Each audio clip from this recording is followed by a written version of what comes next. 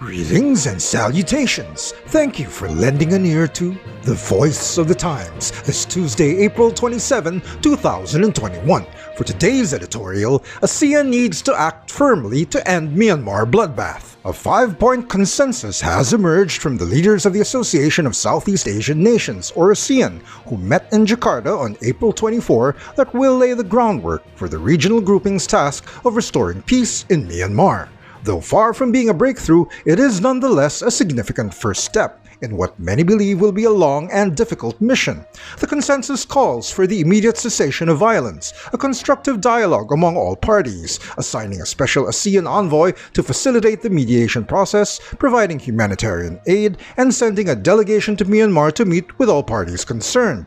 It was presented to Senior General Min Aung Hlaing, the head of the military junta that seized power on February 1, who was at the Jakarta meeting. Min Aung Hlaing's reaction was at best enigmatic. He said he heard us, he would take the points in which he considered helpful. Singapore Prime Minister Lee Hsien Loong was quoted by Channel News Asia television. Lee also said the general was not opposed to ASEAN playing a constructive role or an ASEAN delegation visit or humanitarian assistance. Lee did not mention Hlaing's reaction to the call for the violence to stop, which is unfortunate.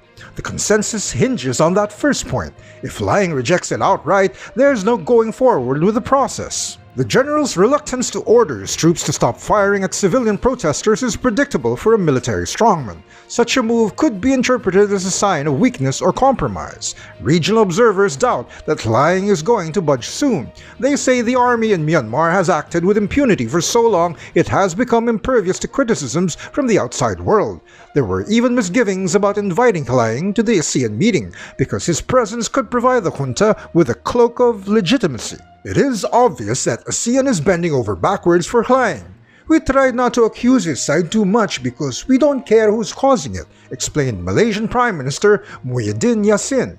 We just stressed that the violence must stop. For him, it's the other side that's causing the problems, but he agreed that violence must stop.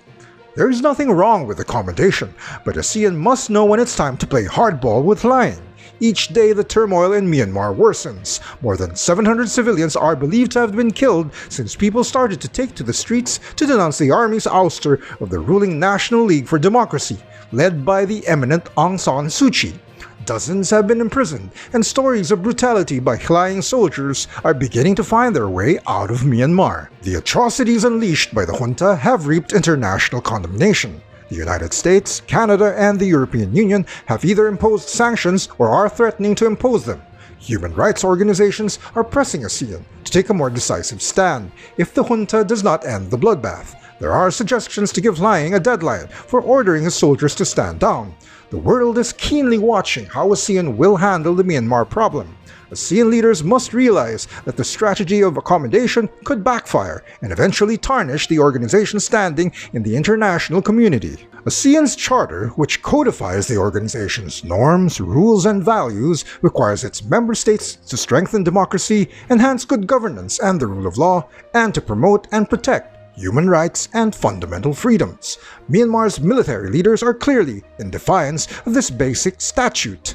If ASEAN continues to condone this defiance, it will make a mockery of its founding principles. The Philippines cannot turn its back on the suffering of the Burmese people under the oppressive Hlaing regime.